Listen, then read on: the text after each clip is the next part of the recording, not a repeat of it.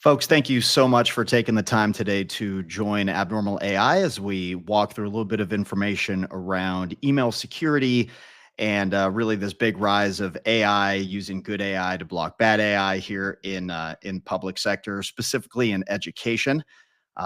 By way of introduction, my name is Zach Oxman. I am the area vice president for our United States state, local government, and education team.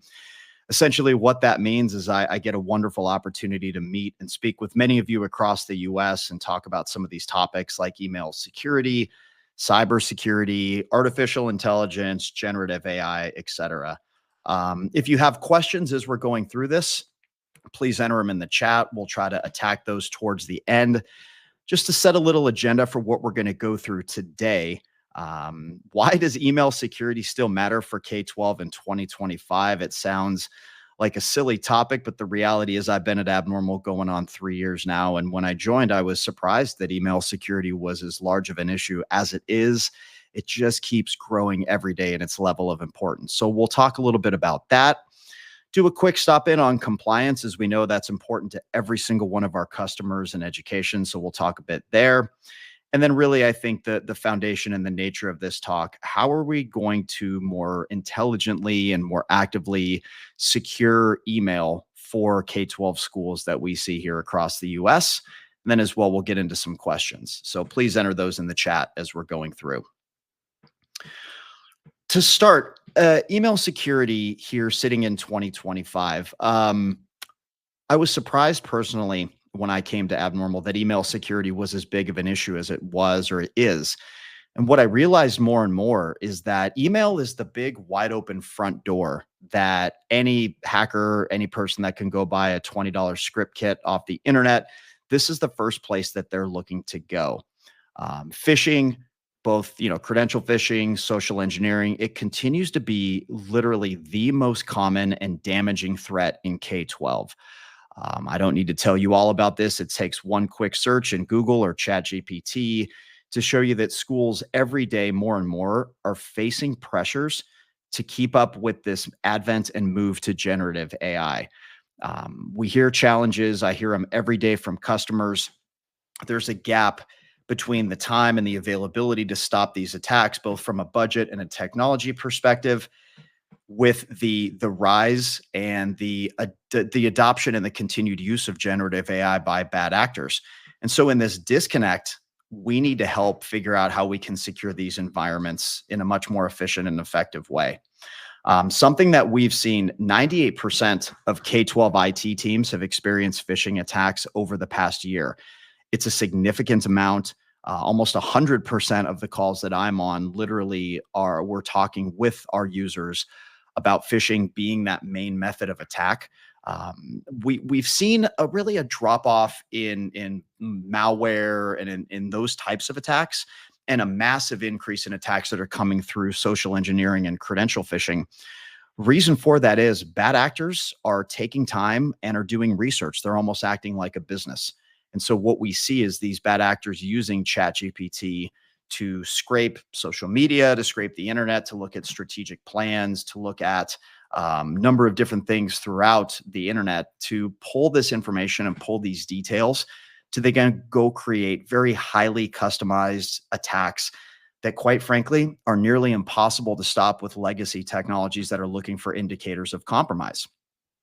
If you think to the way that we've traditionally secured email, an email security solution sits out at the perimeter. It knows nothing about your users internally, and it's depending on static signature files, heuristic-based approaches, essentially known bad. The problem with that is that if there's no indicator of compromise in an email, there's nothing for those legacy solutions to hook onto to stop.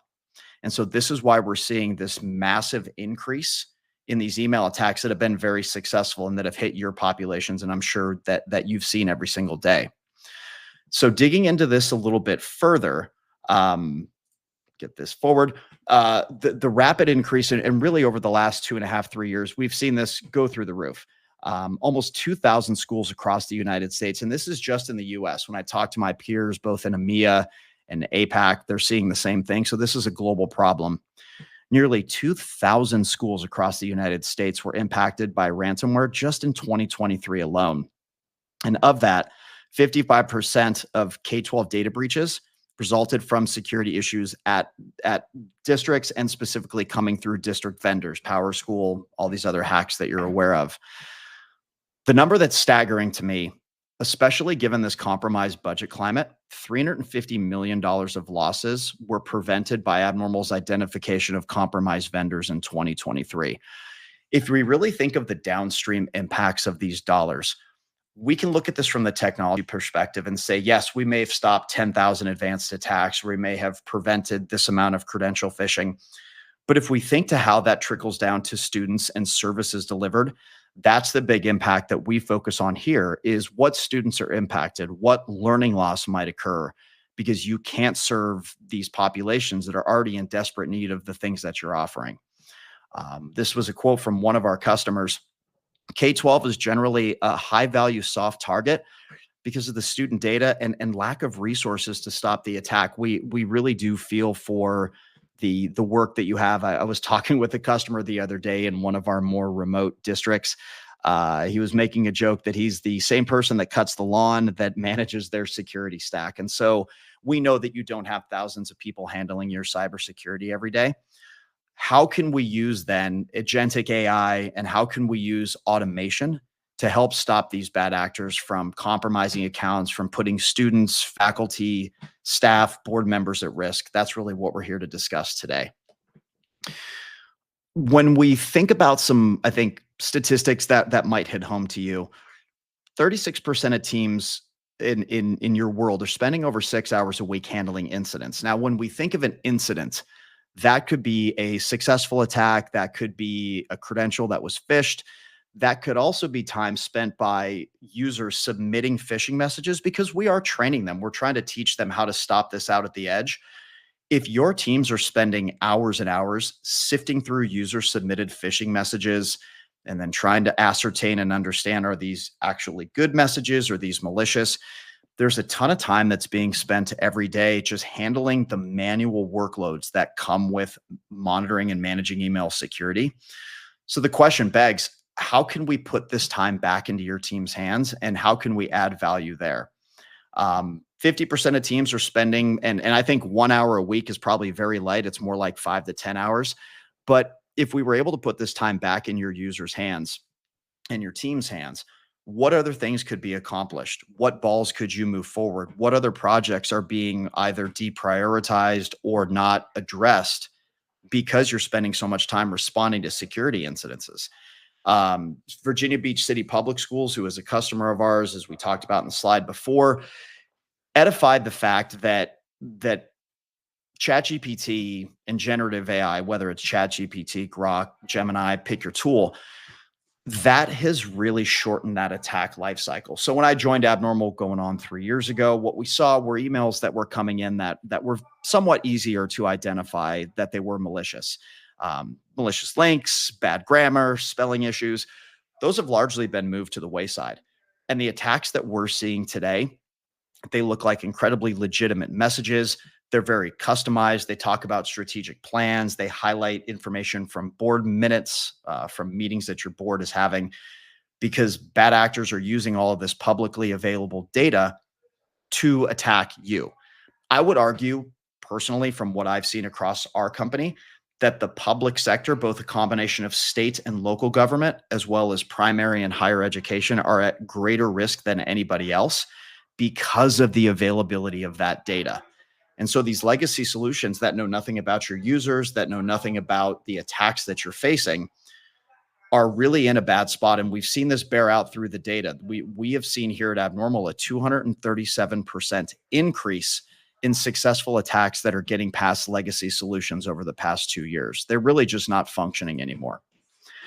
So as we talk through that, we understand the threat landscape, we understand the problem that exists in the world. Something we do hear from our customers is, yeah, that's Zach, that's great. I'm happy that Abnormal can stop it. But we've got some really arduous compliance requirements, whether it's FERPA, HIPAA to a degree, but really FERPA. These type of decisions are maybe limiting what we can do here to help stop, because vendors in your space that may be up and coming, although I will cite Abnormal is the second fastest growing cybersecurity company in history. How are you approaching that? Do you have these key compliance regulations? Do you understand our market? The answer is absolutely. So if you look at our customer base across the US in primary education, some of the largest ISDs in Texas, some of the largest consortiums up in the Northeast, these are customers of Abnormal today. So we do understand your market. We do understand the kind of arduous compliance requirements that you're up against, and we have prepared our company to be able to interact and help you there. So if we look at as a closing thought, and then we'll get to a couple questions that I'm seeing pop up in the chat. Um, how can we help? How can we change? Well, I think as I alluded to earlier, this concept that your security teams are already overburdened and are already really underwater. How can we bring automation into your environment? How can we use this concept of agentic AI to, in a sense, give you another one or two or three SOC team members that might not exist today? How can we do that in a product? When we survey our users, when we survey our customers and people who are interested in partnering with Abnormal, and we then go and stack rank what comes up, what we hear a lot is that there's this big push from the board at either at a superintendent level or at a board level to adopt AI. Now, conceptually, they've probably heard of ChatGPT, they've heard of AI coming up as something that they want to deploy into their environment, but it's a concept. How are you going to deploy AI? What is the use case? I would argue that Abnormal is one of the only companies on earth today that has a trusted, verifiable, validated on-ramp to this world of AI. And in our world, and when we're surveying these users, threat detection through using a combination of AI and machine learning it comes up to the top. And what our users are telling us is that, look, we need time back in our hands. So how can Abnormal's AI help us baseline these threats that are coming in? How can they help us triage them? But most importantly, how can they automatically remediate those threats before they hit users' inboxes? Because as much as we train our people with using security awareness training, as much as we tell them not to click on links or respond to emails that seem somewhat fishy, the reality is that users do interact and engage. And quite frankly, with the emails that I'm seeing come over nowadays, I don't blame them. They are some of the most customized, most difficult emails to understand the difference between good and bad. In fact, we have a quiz that we do on our website that's called Human or Chat GPT. It's a 10-question quiz, and even people here at Abnormal that do email detection and response for a living, the best they're getting is like 6 or 7 out of 10. And these are professionals who look at malicious email all day long. So by nature, this concept of how do we use AI to put time back into your hands and stop email from hitting your users' inboxes is one of those key decision-making criteria or critical criteria as we're going through this. I personally think this is a bit high, but 58% in our survey of security professionals feel prepared for novel threats. I think the number, to be honest with you, is a little bit lower. Novel threats, the problem with a novel threat is what we saw yesterday is going to change tomorrow, is going to change a week from now. And this idea of how is AI affecting things, like we have to look at identity, we have to look at behavior, we have to look at context. Those three paradigms are really changing in the world that we see today.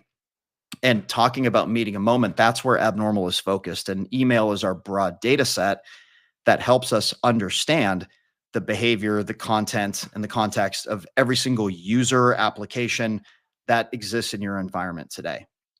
And the statistic that I've heard and that we see, and this increases every single day, is that 70% of our recipients or our respondents to the survey say that AI-powered email security, it's important, or it's very important. And it goes beyond that. I would say AI-powered cybersecurity in general is incredibly important to them.